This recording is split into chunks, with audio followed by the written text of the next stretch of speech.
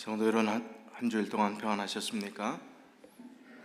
귀한 안식일에 몸된 교회에 올라오신 우리 성도님들과 또 원근 각처에서 오신 손님들 진심으로 환영합니다. 오늘은 저희들이 계속해서 나누고 있는 최신 영적 트렌드입니다. 이게 유행이다 이런 이야기를 하는 게 좀 어울리지 않을지 모르지만 요즘은 소그룹이 아니라 소그룹 플러스 사역팀입니다. 어떤 소그룹을 운영을 할 때 교회가 가장 건강한 교회로 성장할 수 있는가 하는 이야기들을 나누고 있습니다. 그래서 소그룹을 넘어 사역팀으로 우리 교회가 그런 방향을 정하고 준비하는 중에 있습니다. 그 중에 오늘 5번째 시간으로 사역과 지역사회의 필요라는 제목으로 같이 은혜를 나누고자 합니다. 우리가 교회가 교인들끼리 재미있고 교회 안에서 모든 일들이 이루어지고 그것뿐이라면 하나님께서 원하시는 교회의 존재 목적이 아닙니다. 교회는 반드시 교회 밖에 영향력을 끼쳐야 되고 교회 밖의 사람들의 필요를 채워주는 빛과 소금의 직분들을 감당할 때 이 교회가 하나님께서 원하시는 방향으로 갈 수 있는 것입니다. 그래서 이 지역에 무엇이 필요한지, 우리는 특수 환경이지요. 이민교회입니다. 이 지역에 나가면 바로 한국 사람들이 있는 것이 아닙니다. 그렇기 때문에 이제 조금 더 저희의 범위는 광범위해지겠지만 이 오레곤 지역과 또 이 워싱턴 인근 이 저희의 손길이 미칠 수 있는 이 범위에 있는 우리 한인들을 위해서 한인교회가 할 수 있는 역할은 무엇인가, 또 그들의 필요는 무엇인가를 잘 찾아내요. 그들을 위해서 봉사하는 일들이 우리가 가져야 될 중요한 과제인 것입니다. 베드로전서 4장 10절 11절의 말씀입니다. 각각 은사를 받은 대로 하나님의 각양 은혜를 맡은 선한 청지기 같이 서로 봉사하라. 만일 누가 말하려면 하나님의 말씀을 하는 것 같이 하고 누가 봉사하려면 하나님의 공급하시는 힘으로 하는 것 같이 하라. 이는 범사에 예수 그리스도로 말미암아 하나님의 영광을 받으시게 하려 함이니 그에게 영광과 권능이 세세에 무궁토록 있느니라. 아멘. 진심으로 하라는 것입니다. 한마디로 말씀드리면 자원하는 심령으로 하라는 것입니다. 하나님의 말씀을 하는 것 같이 하고 또 하나님께서 공급하시는 힘으로 하는 것 같이 봉사하라는 것입니다. 그럴 때 그 봉사의 결과가 하나님께서 기뻐하시는 귀한 열매로 맺혀질 수 있음을 이야기하는 것입니다. 인간적인 어떠한 것들이 개입되면 순수한 봉사가 될 수 없습니다. 그리고 하나님께서 영광 받으시는 봉사가 될 수 없습니다. 그래서 우리가 정말 어떤 자세로 봉사를 해야 되겠느냐 하는 기본 마음가짐을 통해서 이제 이 지역사회의 필요가 무엇인가를 생각해보는 시간을 가지면 좋겠습니다. 자, 한국의 올림픽 중에 금메달 효자 종목이 있습니다. 어떤 종목이죠? 옛날에는 하나도 놓치지 않고 싹쓸이를 한 적도 있어요. 양궁입니다. 양궁, 활 쏘는 것입니다. 자, 활 쏘는 사람이 어디를 향해서 쏩니까? 관역을 향해서 활을 쏩니다. 근데 관역 없이 그냥 공중에다 활을 쏘면서 이 목표물이 맞기를 바라는 마음으로 활을 쏜다면 그건 어떻게 될까요? 그거는 좋은 결과를 기대할 수 없는 것입니다. 그런데 오늘날 교회가 활을 쏘는데 관역과 목표와 대상이 없이 활을 쏘고 있다는 겁니다. 공중에. 그리고 그게 명중하기를 바라고 또 목표물에 정확하게 접근하기를 바란다면 그것은 말이 안 된다는 이야기죠. 중요한 것은 교회가 어떤 사역을 펼칠 때 구체적인 사역의 대상을 정하는 것은 사역의 효율성을 높여준다는 것입니다. 그리고 집중적으로 사역하고자 하는 대상뿐만 아니라 모든 것들을 잘 분석하여 효율적인 관역에 정확히 조준해서 활을 쏠 때 목표물에 명중하고 그 결과물을 얻을 수 있다는 것입니다. 자, 그렇다면 우리가 대상을 정하는 것이 참 중요하다고 그랬는데 우리의 대상은 우리 한인 커뮤니티입니다. 그렇다면 물론 미국인들도 전해야 되겠지만 우리 영어권에서 해야 될 또 사명이 있는 것이죠. 첫 번째 선교의 대상은 누구일까? 가장 중요한 것은 우리가 그 전에 우리가 시리즈로 몇 번 이야기했죠. 관계 중심의 전도가 얼마나 중요한 것. 가장 가까운 사람부터 전도하는 것입니다. 자, 가장 가까운 사람부터 전도한다는 것은 낯선 사람이 아니라는 것입니다. 가장 가까운 사람부터 전도하게 된다면 이제 많은 시행착오를 줄일 수가 있습니다. 이 관계 중심의 전도의 전문가인 오스카 톰슨이라는 사람이 관계 중심 전도라는 그의 저서에 이렇게 이야기를 했습니다. 지금까지 우리는 어딘가에 있을 X라는 사람에게 복음을 전하도록 훈련받아 왔다. 하지만 X라는 사람과는 기존에 형성되어 있는 관계가 전혀 없다. 신약에서 제시하는 삶의 방식 전도는 X라는 사람으로부터 시작하지 않는다. 이미 형성되어 있는 관계를 통해 이루어졌다. 자, 이 말씀은 무엇입니까? 활을 막연한 공중에 쏘는 그 개념식으로 전도를 했다는 것입니다. 그냥 쉽게 말하면 불특정 다수에게 아무도 알지 못하는 그런 관계 속에서 전도지 돌리고 교회 나오길 기대했고, 또 집집 다니면서 그냥 알지 못하는 사람들에게 노크하면서 전도하고 나오라고 하고 하는 그것, 중요한 일이지요. 물론 그것도 다 필요한 일입니다만 효율성에 있어서 가장 마음과 마음이 통할 수 있는 그 관계에서 그 마음이 열릴 수 있도록 그들의 필요가 채워진다면 그 다음에 신앙에 대해서, 하나님의 말씀에 대해서 전달하는 것은 쉬운 일입니다. 그런데 이 단계를 우리가 실천하기 어려운 이유가 무엇이냐 물어보면, 자, 이 단계부터 한번 먼저 볼까요? 나에서부터 시작해서 가장 가까운 그 다음 단계는 누구죠? 직계 가족입니다. 그 다음은 친지, 그 다음엔 친구, 그 다음에 이웃과 동료, 그 다음에는 지인들입니다. 아는 사람입니다. 그 다음에 모르는 사람입니다. X라는 사람입니다.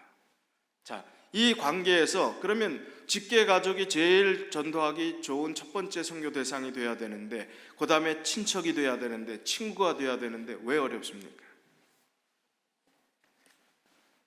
관계가 좋아야 되는데 좋지 않을 수 있다는 것입니다. 왜냐하면 나의 삶이 영적이거나 신앙적인 면에 모범이 되지 못하면 그 가족이 존경하지 않습니다. 존중하지 않습니다. 아유, 너나 잘하지 뭐. 그렇게 되면 전도할 수 있는 길이 막히는 것입니다. 그래서 우리가 가장 가까운 사람들에게 전도할 수 있는 삶의 영적 회복이 필요한 것입니다. 내 자신이.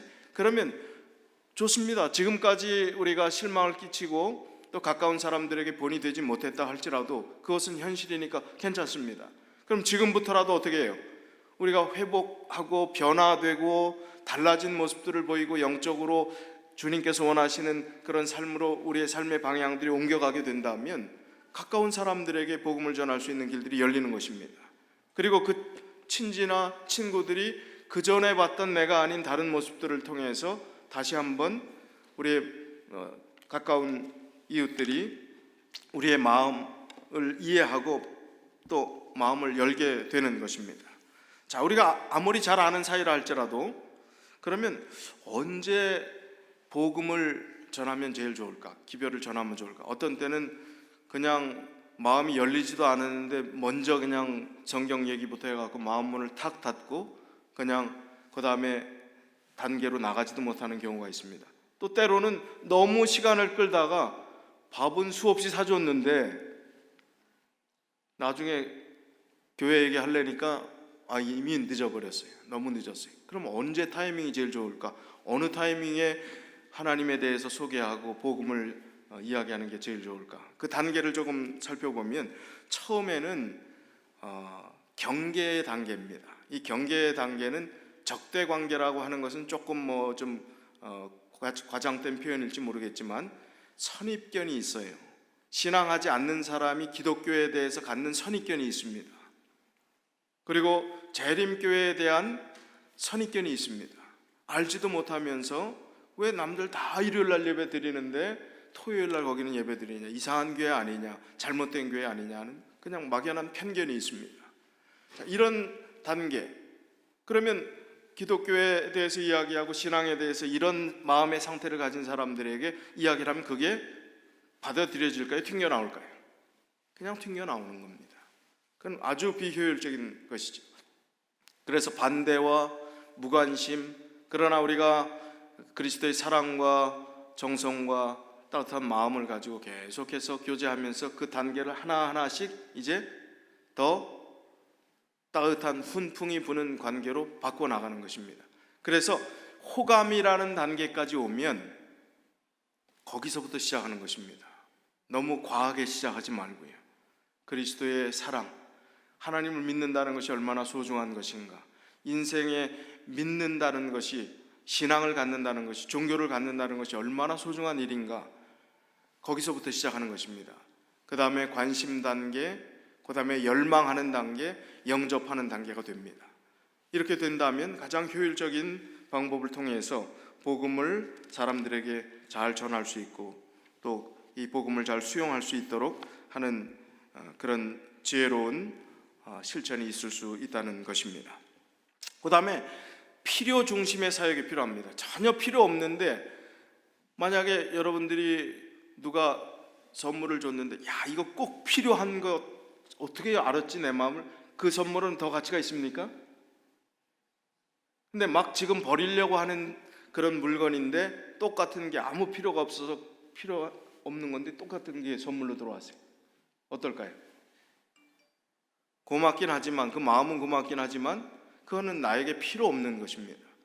그 필요를 잘 찾아서 그 필요에 부응하는 것이 가장 소중한 것인데, 이 필요를 따라서 가장 이제 효율적인 일들을 하기 위해서는 이 세상의 기업가들의 전략을 우리가 생각해 볼 필요가 있습니다.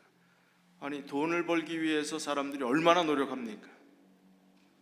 영생의 기별을 전하기 위해서 노력하는 것은 사실 그보다 더 열심히 더 기별을 전하기 위해서 최선을 다해야 되는데, 돈 버는 일에 그 기업가들이 전략을 짜서 그 수고하는 것들을 보면 우리가 배워야 될 점이 많은 것 같습니다.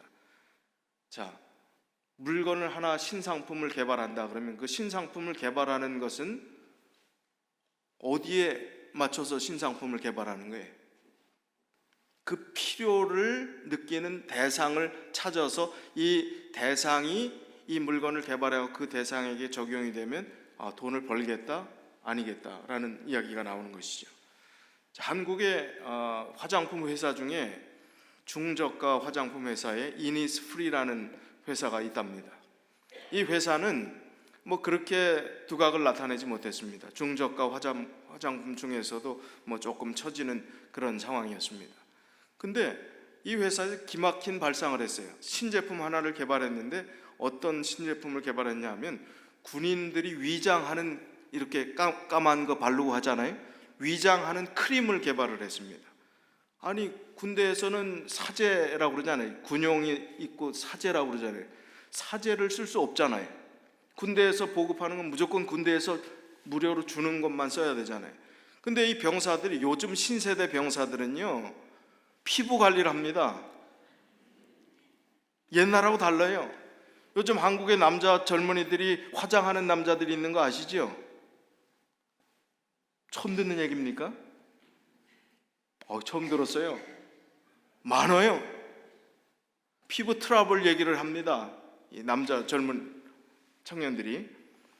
자, 군대에서 이 보급품으로 나오는 위장 크림은 말라 비틀어져 있거나 크레파스를 바르는 느낌이고, 그리고 바르고 나오면 따갑고 피지가 생기고 김이 주근깨 피부 트러블이 생기는 겁니다. 그런데 이 사제 이니스프리에서 나오는 군용 크림을 갖다가 휴가 나온 어떤 사람이 사갖고 와서 딱 발랐더니 이거는 얼마나 보들보들한지, 보들보들할 뿐만 아니라 이 발색 또 발림성도 좋고 이 케이스에 거울까지 달려 있고 자외선 차단 효과도 있고 또 이 SPF 수치가 국내 최대 허용치인 50이나 된다는 거예요. 그리고 군인들의 피부에 대한 이 관심 모든 것들을 충족시키는 그런 것들이 되었어요. 그러니까 여자들도 자기도 한번 해보고 싶다 할 정도로 대박이 났습니다. 이것으로 인해서 이니스프리가 아주 성장하는 중요한 계기가 됐다는 거예요. 그럼 무엇을 맞췄기 때문에? 필요와 대상을 정확히 진단했기 때문에 이게 정말 한쪽 특수 분야에 종사하는 사람들에게만 해당될 것 같았는데 한국의 군인 숫자가 몇 명입니까? 옛날에 몇십만 대군이라고 그랬어요. 60만이라고 그랬는데 지금은 더 많습니다. 물론 다 위장하는 분야에만 있는 건 아니지만 그러나 그 분야에 초점을 맞췄을 때 그 타겟을 잘 선정했기 때문에 성공할 수 있었습니다. 그 다음에 또 다른 회사 얘기를 한번 해보죠. 선풍기 하면 한국에서 조금 뿌옇게 나오는데 한일이라는 회사가 선풍기 전문 회사입니다. 근데 이 선풍기 바람이 사람에게 좋습니까? 안 좋잖아요. 잘 때는. 특별히 어린 아기를 둔 유아를 둔 집은 선풍기 바람을 직접 쐬면 좋지 않습니다. 그래서 이 회사는 아기 바람 초초 미풍 선풍기라 하는 것을 개발을 했어요. 그래서 대한민국 신기술 혁신 대상을 수상하면서 그 제품이 재고 없이 완전히 판매됐다는 겁니다. 그런 결과를 가져왔습니다. 타겟이 누구였어요? 유아들이었어요. 그러나 그 유아들에게 그 전에 나왔던 선풍기는 그런 아주 초미세한 그런 미풍이 없었던 것입니다. 대상을 맞췄을 때, 그들의 필요를 알았을 때 이런 좋은 결과를 가져왔습니다. 자, 또 하나는 이제 한국의 서울 투어 한번 해보셨습니까? 서울 가서 미국이나 여러 다른 유럽 같은 데는 저렇게 인력거 자전거를 타고 투어하는 것이 자연스러웠지만 한국에는 없었습니다. 그런데 이제 인력거 시장에 처음 도전장을 내민 사람이 미국 유학을 마치고 한국에 돌아와서 증권회사에 1년 취직을 했는데 자기 적성에 너무 맞지 않는 것입니다. 그리고 이 조직사회에 한국에 이렇게 정직하지 않은 이런저런 것들이 마음에 안 들어서 사표를 쓰고 내가 땀 흘려서 열심히 일해서 돈을 벌겠다. 이인재라는 청년입니다. 이 청년이 지금 인력건 뒤에 리어거 같이 생기고 앞에는 자전거처럼 생겼는데 뒤에 앉을 좌석도 있고 햇볕을 가리는 이 차양막도 하고 이렇게 해서 이제 어디서 시작을 했는가 하면 저 자체가 아무 데서나 되는 게 아니죠. 한국의 서울에 가면은 서울 버스 투어가 있습니다. 2층 버스 같은 것도 있고 그런 투어가 있는데 두 가지의 코스가 있는데 하나는 로맨스 코스고 하나는 역사 코스입니다. 이 로맨스 코스는 광화문 갤러리 길을 거쳐서 국립미술박물관과 윤보선 생가를 들려서 가회동 한옥마을을 지나서 북촌 4경에서 7경까지 아마 그 몇 경이 있나 봐요. 그렇게 이르는 낭만적인 코스고 또 히스토리 코스는 창덕궁에서 북촌 2경까지 빨래터를 지나 인천 김성수 생가를 들려 북촌 문화센터까지 가는 역사 기행 코스입니다. 자, 여기 버스 투어로 갈 수 있는 길인가요? 일부는 갈 수 있지만 대부분 서울시의 골목길을 가기 원하는 사람들을 충족시키기 위해서는 반드시 걸어갈 수밖에 없습니다. 그런데 많은 길을 걷다 보면 너무 힘들잖아요. 그러니까 이 청년은 인력거를 개발해서 거기에 필요에 맞게 그 코스를 개발하고 거기에 혼자 시작했는데 이제 너무 잘 되니까 자전거를 계속 불려나가고 이제 시작한 지 얼마 안 돼서 직원이 16명이 됐어요. 다 대학 나온 사람입니다. 건전하게 열심히 땀 흘려 벌겠다.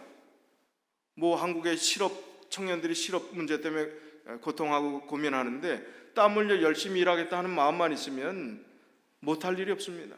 먹고 살지 못할 일이 없습니다. 그 필요를 잘 맞췄기 때문에 이런 좋은 결과들을 가져올 수 있었다는 것입니다. 우리가 교회에서도 마찬가지입니다. 지역사회의 필요, 이민사회의 필요, 이 사람들의 가장 갈급함이 무엇인가, 갈증을 해소시켜야 될 만한 것이 무엇인가를 잘 찾는 일들이 필요한데, 그 필요를 찾게 되면 좋은 결과물을 가져올 수 있다는 것입니다. 자, 그러면 어떤 필요가 있을까? 필요는 현실적인 필요와 궁극적인 필요가 있습니다. 미국의 심리학자인 에이브라함 매슬로우는 인간의 욕구를 5단계로 나누었습니다. 이 5단계의 욕구의 가장 상위에 해당되는 것이 이제 번호가 커질수록 그런 것입니다. 1번은 생리적인 욕구고, 2번째는 안전에 대한 욕구고, 3번째는 소속 및 애정에 대한 욕구, 4번째는 존경에 대한 욕구, 5번째는 자아 실현의 욕구입니다. 자, 그렇다면 이 욕구가 다 충족이 돼서 5번째 자아 실현의 욕구까지 충족이 되었다라고 한번 가정을 해볼 때, 세상에 이룰 만큼 이루었고, 돈도 벌 만큼 벌었고, 이제 대기업 총수가 되었고, 뭐 남부러울 것이 없는 것처럼 딴 사람들이 바라볼 땐 그렇습니다. 자아 실현의 욕구를 다 이룬 사람처럼 보입니다. 그러나 그 사람이 정말 행복합니까? 현실적인 욕구는 다 이루었지만 행복해요? 인기 있는 연예인, 기업의 총수가 왜 자살을 합니까? 다 이룬 것 같은데, 자아 실현의 욕구를 다 이룬 것처럼 보이지만 이루지 못했기 때문에, 공허한 부분이 있기 때문입니다. 궁극적인 욕구를 이루지 못했다는 것입니다. 그것은, 그 궁극적인 욕구는 다른 말로 하면 영적인 욕구라고 할 수 있겠지요. 현실적 욕구 너머에 보이지 않는 궁극적인 욕구, 바로 이 영적 욕구가 충족되지 않았기 때문에 다 누린 것 같지만, 다 얻은 것 같지만, 다 이룬 것 같지만 그 마음속에 빈 공간을 채울 수 없었던 것입니다. 사람은 일생을 살아가면서 적어도 3번은 영적인 필요에 눈을 뜨게 된다고 합니다. 첫 번째는 사춘기 때 그런 과정이 온다고 합니다. 사춘기 때 고민을 합니다. 그 제일 사춘기가 시작되고 조금 빠른 애들은 뭐 9살 때부터 시작된다고 그래요. 그 9살 때부터 시작되는 사춘기의 첫 반응이 뭐냐 하면, 내 부모는 친부모일까? 나를 다리에서 주워왔다는 얘기를 하는데 그 다리는 어디일까? 자, 사춘기가 이제 시작되면서 자기의 정체성에 대한 고민을 하기 시작한다는 것입니다. 그래서 나는 어디서 와서 어디로 가는가? 인생의 목적은 무엇인가? 죽음 이후에는 무엇이 기다리고 있는가? 이런 생각들을 한다는 거예요. 그 시기가 지나고 2번째 또 한 번 찾아오는 영적인 필요를 강하게 느낄 때는 삶의 쓴맛을 볼 때입니다. 사업에 망했다든지, 가장 사랑했던 사람과 사별의 경험들을 했다든지, 인생에 쓰디쓴 경험들을 했을 때, 그 난관을 스스로 헤쳐나가기 너무나 어렵다고 판단되었을 때 절대자가 있을까? 여기서 내가 헤어나올 수 있는 의지할 대상이 있을까? 라고 생각하게 된다는 것입니다. 그 다음에 3번째는 다 살아봤는데 삶이 허무하고 의미가 없어요. 이제 임종의 자리입니다. 마지막 믿는 것 없이 내가 죽으면 이 자식들이 정말 행복하게 서로 사랑하며 잘 살 수 있을까? 내 유산 때문에 서로 또 문제가 되지 않을까? 이런저런, 내가 지금 잘 살았나 헛살았나 뭐 이런저런 고민, 임종의 자리 때에 한 번 더 영적인 욕구들을 갖는다는 것입니다. 나의 의미 없는 인생을 정말 의미 있게 바꿔줄 수 없는 그 무엇은 없을까? 후회스러운 인생 가운데서 다시 한번 돌파구를 찾고 싶은 그 마음이 있다는 것입니다. 이런 상황 가운데서 3번의 기회와 필요가 있을 때에 그 적절한 마음에 갈망하는 그 타이밍에 예수 그리스도를 소개할 수 있는 기회가 있다면, 그리고 하나님에 대해서 그들이 이해할 수 있는 짧은 시간이지만, 그들에게 많은 시간들이 없지만 그런 기회를 가질 수 있다면 그것은 가장 효율적인 필요를 채우는 그러한 시간적 개념일 것입니다. 그래서 삶의 변화는 기회인 것입니다. 현실적 필요를 채우는 일은 영적 필요를 채울 수 있는 발판이 되는 것입니다. 예수 그리스도께서 이 땅에 사람들의 필요를 채워주는 그런 사역을 하셨습니다. 그래서 그들의 필요를 아시고 그들의 모든 이 갈증들을 채워주셨기 때문에 신임을 얻게 되셨습니다. 그리고 사람들이 마음을 열고 예수 그리스도께서 하시는 말씀을 받아들이고 그 길을 따르게 되었던 것입니다. 필요를 채워주는 그 유형에 따라서 교회를 우리는 네 부류로 나눌 수 있습니다. 첫 번째는 사역 자체가 없는 교회입니다. 아무 사역이 없어요. 사역이 없다 하는 그 개념이 뭐 예배도 없다는 얘기는 아니지만 그냥 예배 외에는 없어요. 이런 유형의 교회는 사람들의 필요에 아랑곳하지 않고 교회 자체의 필요를 채우기에 바쁜 교회입니다. 교회 예산의 대부분은 교회 관리비와 교회 내부 운영비로 소모됩니다. 사역이 없기 때문에 교회와 지역사회에는 아무런 관련이 없습니다. 이런 교회가 제일 교회답지 않은 교회입니다. 이 교회라고 이야기하기조차 부끄러운 교회입니다.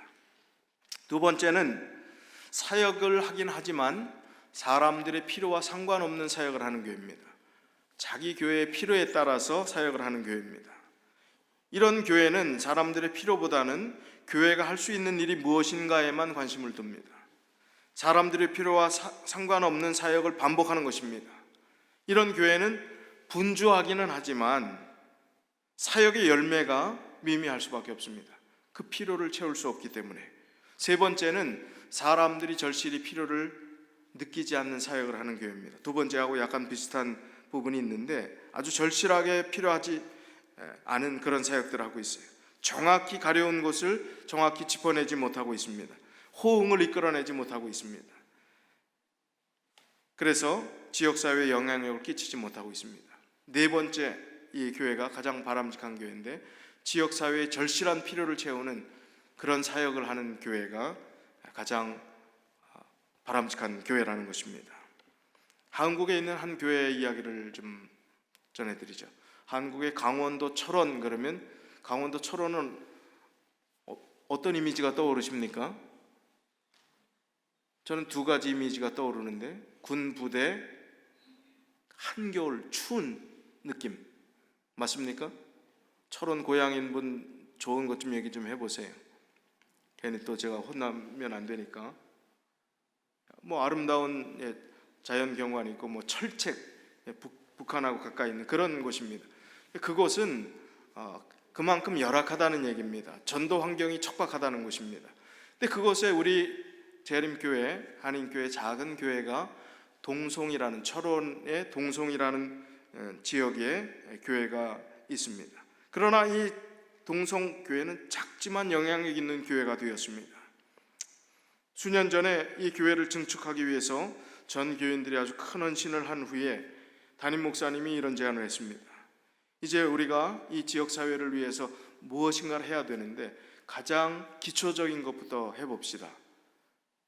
사람들이 먹는 데서 인심이 나는데 우리 먹는 것 가지고 한번 해봅시다. 그러면서 사랑의 빵 나누기 운동을 시작하면 좋겠습니다. 그랬더니 교인들이 다 지금 금방 증축하느라고 얼마나 우리가 맥이 빠지는지 모르는데 그걸 다 어떻게 합니까? 그러나 해야 된다고 아주 강하게 내 월급을 다 내서라도 할 테니까 그걸 해야 됩니다 하고 밀고 나갔습니다. 이제 이 교인들이 평소 빵을 잘 먹어보지도 않았고 빵을 만들어 본 적도 없는 이 교인들이 시행착오를 거치는 그 과정을 한번 상상해 보십시오. 이제 그런 과정을 통해서 빵 만드는 기술을 이제 익혀나가게 됩니다.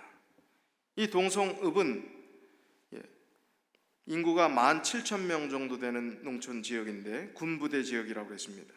그 지역에 동사무소 가서 조사를 해봤더니 혼자 사는 노인을 한국에는 독거노인이라고 그렇게 이야기를 합니다. 어렵고 힘들게 사시는 노인분이 70명 정도가 된다고 했어요. 그래서 그러면 이 70명을 매번 빵을 만들어서 이제 며칠에 한 번씩 삼육두유와 같이 이제 전달해주고 또 1년에 몇 차례씩 사랑의 빵 잔치를 열어서 그동안 빵을 나눠준 대상자들을 초청해서 무료 진료를 해주고 치과 진료를 해주고 식사도 대접하면서 또 레크레이션 강사까지 초청해갖고 아주 뜻깊은 시간들, 즐거운 시간을 갖고 또 갈 때는 배를 한 상자씩 다 선물로 줬답니다. 이 작은 교회가. 그러니까 처음에는 지역사회가 이거 뭐 하는 거야? 고개를 갸우뚱갸우뚱 하다가 지속적으로 그 사역이 10년 이상 계속되니까, 그리고 그 사역이 하나도 흐트러짐 없이 그 일들을 계속하게 되니까 이제 담임 목사님이 여기 우리가 관계했던 많은 사람들을 한번 교회로 초청해서 교회에서 전도회를 한번 해볼까요? 그랬더니 이제 한번 할 때가 되지 않았습니까? 전도회를 했어요. 작은 교회잖아요. 근데 꽉 찼습니다. 15명의 침례자가 났어요. 아무것도 할 수 없었던 작은 교회, 연약한 교회, 그야말로 쇠퇴해가는 교회처럼 보였던 그 교회가 신이 나는 것입니다. 빵 만드는 집사님이 이렇게 이야기를 했대요. 지금 내 빵 만들고 있을 때 예수님이 오셨으면 좋겠다는 거예요. 너무 재밌고 신이 나서 요때 예수님이 좀 재림하시면 참 제일 좋을 텐데. 모든 교회가 빵 나누기 사역을 할 수는 없습니다. 지역마다 사람들의 필요가 다르기 때문입니다. 사역은 사람들의 필요에서 시작하기 때문에 이 지역사회의 필요를 정확히 파악하는 것이 참 중요합니다. 이런 노력들이 상당히 중요한 것인데 한번 여러분이 고민을 좀 해보시면 좋겠어요. 우리 사는 이 지역에 필요한, 이민사회에 필요한 것들은 무엇인가, 한번 그런 생각들을 좀 해보시면 좋을 것 같습니다. 자, 그러면 사역은 그냥 의욕만 가지고 되는 것인가? 그것이 아니라는 것입니다. 사역에 발생되는 어떤 지점이 필요한데 우리가 세 가지 이 원이 있습니다. 하나는 원칙, 텍스트라는 것, 그 다음에 컨텍스트는 지역사회의 필요라고 이야기할 수 있습니다. 이 텍스트라는 것은 성서적 원칙이라고 이야기할 수 있어요. 리소스라는 것은 교회의 역량입니다. 교회가 힘이 있느냐 하는 것입니다. 거기 가운데 만나는 공통된 그 지점에서 사역이 이루어질 수 있다는 것입니다. 자, 이 세 개의 원 중에 하나만 빠져도 사역이 성립될 수 없습니다. 예를 들어 어떤 사역이 말씀의 원칙에 어긋나면 아무리 지역사회가 필요를 느끼고 교회 자원이 있어도 바른 사역이 될 수 없습니다. 예를 들면 이 지역사회 노인분들이 이 교회 공간을 필요로 한다. 그럼 평일날 여기 토요일 빼놓고 나머지 시간 이 친교실을 우리를 위해서 빌려주십시오. 무엇을 위해 쓰시려고 하십니까? 그랬더니 우리 모임은 이 노인네들 화투 치고 노름하는 모임이라고, 좀 빌려달라고. 지역사회에 필요니까 빌려줘야 됩니까? 그런 거는 영혼을 구하기 위해서는 수단과 방법 가리지 않고 다 해야 됩니까? 아닙니다. 교회 원칙과 성서적 원칙과 맞지 않는 부분들은 할 수 없는 거예요. 그러니까 세 가지가 사역 지점에 같이 맞아야 할 수 있다는 것입니다. 그 다음에 이 교회가 그 필요 역량을 채워줄 역량이 없으면 아무리 말씀의 원칙이 맞고 지역사회가 필요로 해도 될 수 없는 것입니다. 우리가 이 세 가지 이 역량을 잘 판단하면서 이 가운데 공통적으로 사역의 발생 지점이 우리 교회는 어떠한 사역들이 맞을 수 있을까를 잘 생각하는 것들이 지혜롭습니다. 여러분들이 이 교회 담임 목사라고 생각하시고 이 교회 이제 이런 소그룹을 넘어서 사역팀으로 이 교회를 이끌어 간다면 어떤 사역팀이 필요하겠는가? 이 지역사회의 필요는 무엇이겠는가? 한번 깊이 좀 한번 생각해 보시면 좋겠어요. 저보다 여러분들이 이 지역사회를 훨씬 더 잘 아시지 않습니까? 저는 이 지역에 이사 온 지 이제 5년도 채 안 됐지만 여러분들은 이미 오래 사신 분들이니까 이 지역사회에 가장 필요한 것이 무엇인가, 또 교회가 해야 될 일이 무엇인가에 대해서 좀 깊이 좀 생각해 보시면 좋을 것 같습니다. 그 다음에 이 봉사의 영역 가운데는 두 가지 영역이 있습니다. 하나는 비정규적인 활동이 있고 하나는 정규적 활동이 있습니다. 이 비정규적 활동은 어떤 특별한 상황이 생겼을 때를 이야기합니다. 한국에 가장 슬프고 매스컴 연일 계속해서 이야기됐던 사건이 세월호 침몰 사건이었죠. 그때 진도 팽목항이라고 하는 곳에, 진도는 우리 한인 저희 교단 재림교회 이 교세가 가장 강한 곳입니다. 다른 어떤 그 교파보다 우리 교회가 가장 많은 그런 지역입니다. 그곳에서 하루에 1,500명 이상 거기 봉사자, 군경, 군인, 경찰, 뭐 그 외에 그 가족들, 그런 사람들을 위해서 이제 텐트를 쳐놓고 거기에서 음식을 준비하고 음료를 준비하면서 그 사람들의 필요를 채우는 일들을 하루에 1,500명씩 돕는 그 일들을 그 지역 사회가 다 교회가 연합해서 그 일들을 해왔어요. 하루 이틀이 아니라 꽤 오랜 시간 동안이에요. 그게 철수하기 전까지. 얼마나 훌륭한 일입니까? 얼마나 귀한 일입니까? 그 지역 사회에서 돕겠다고 하는 그런 마음가짐들이. 그건 이제 다 철수되고 지금은 그런 일들을 할 필요가 없게 됐어요. 이런 사역들은 비정규적인 사역들입니다. 그럼 이 지역에서 어떤 이슈가 생겼을 때, 어떤 도움이 필요한 상황들이 생겼을 땐 우리는 그런 일들을 또 해야 되는 것입니다. 그 다음에는 이제 정규적 활동들입니다. 이 정규적 활동들은 교회가 어떤 필요를 따라서 또 어떤 계획들을 우리가 해야 되겠다 하는 판단이 있으면 그 일들을 꾸준히 해오는 것입니다. 아까 철원에 있는 그 작은 동성교회라고 하는 그 작은 교회가 지역사회에 가장 큰 영향력을 끼치고 많은 사람들이 칭송하고 또 정말 좋은 단체라고 인정해서 주는 상도 받게 되고, 지역 신문과 더 광역 신문에도 그 지역의 봉사가 소개될 수 있었던 것은 정기적으로 꾸준히 했기 때문에 그렇습니다. 한국의 서울의 이제 노원구의 한 지역이 개발되기 시작하면서 이제 그 지역에 종교부지 하나가 나왔습니다. 근데 그 종교부지에 그 많은 교회들이 자리 잡고 있었는데, 그러면 이 종교부지를 누구에게 줄 것인가? 제비 뽑읍시다. 다 그렇게 했어요. 제비 뽑으려고 하다가 지역 주민 대표가 하는 이야기가, 우리 지역 주민이 선정하게 해주십시오. 이 지역 사회를 위해서 제일 필요한 교회, 제일 공헌한 교회, 제일 봉사를 많이 한 교회에 종교부지를 주고 싶습니다. 그 관공서에 생각하니까 그거 맞는 얘기잖아요. 그래서 그 주민들이 전체에 모여갖고 투표를 했는데 그 투표에서 1등으로 선정된 교회가 태능교회입니다. 우리 교회입니다.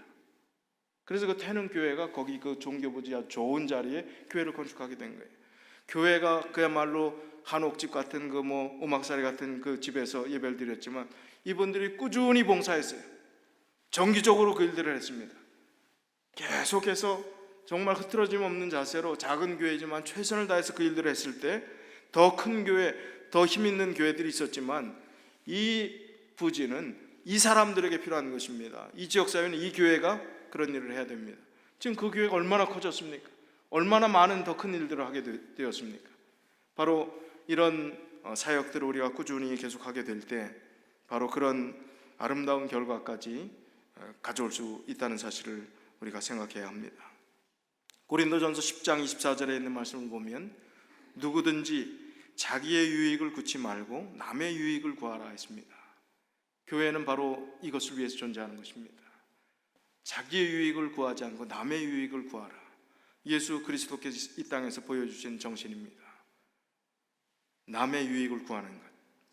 마태복음 5장 16절에 이같이 너희 빛을 사람 앞에 비추게 하여 저희로 너희 착한 행실을 보고 하늘에 계신 너희 아버지께 영광을 돌리게 하라. 사람들이 무엇을 보고 너희의 착한 행실을 보고 진짜인지 가짜인지, 좋은 교회인지 나쁜 교회인지, 지들끼리의 교회인지 지역사회를 위한 교회인지를 판단한다는 것입니다. 남의 유익을 구하는 것, 이 땅의 모든 것 다 버리고 십자가에서 다 희생하신 예수 그리스도의 정신입니다. 그래서 우리가 이제 교회로서 존재하고 공동체로서 일원인 우리들이 이곳에 있는 이유를 생각을 해야 합니다. 그리고 우리가 해야 될 일이 무엇인지를 같이 고민하면서 우리 한인 커뮤니티를 위해서 이제 하나님께서 주시는 지혜를 통해서 어떤 사역들을 감당할 때 정말 하나님께 영광이 되고 많은 사람들에게 유익이 되고 우리의 신앙에 큰 담력을 얻게 될 수 있을까? 같이 고민하는 시간들이 되었으면 좋겠습니다. 어떤 분들이 이럴 수 있어요. 우리가 잘 준비가 갖춰지고 우리가 교회가 분위기가 좋고 그래야지 뭐 하면 뭐 하냐고, 우리 자체 분위기가 안 좋은데, 이럴 수가 있어요. 그러나 제가 서두에 처음 시작하면서 드린 말씀이 뭡니까? 준비됐을 때 일을 할 수 있다고요? 일을 해야지 준비가 된다고요. 일을 하면 분위기가 좋아지고, 일을 하면 더 많은 그 일에 우리가 매진하고, 또 교회 내부의 일에 신경 쓸 것에 대한 모든 것들이 외부로 향하기 때문에 훨씬 더 훈풍이 부는 교회로 만들 수 있다 하는 말씀을 드렸습니다. 그래서 우리가 하나님의 사역들을 자원하는 심령으로 최선을 다해서 진심으로 할 때 이 교회는 훈풍이 아니라 뜨거운 성령의 불로 하나님께서 이 교회를 이끌어 주실 것을 믿어 의심치 않습니다. 믿고 실천하고 순종하시는 우리 믿음의 가족들이 다 되시길 바라면서 오늘 말씀을 줄이겠습니다.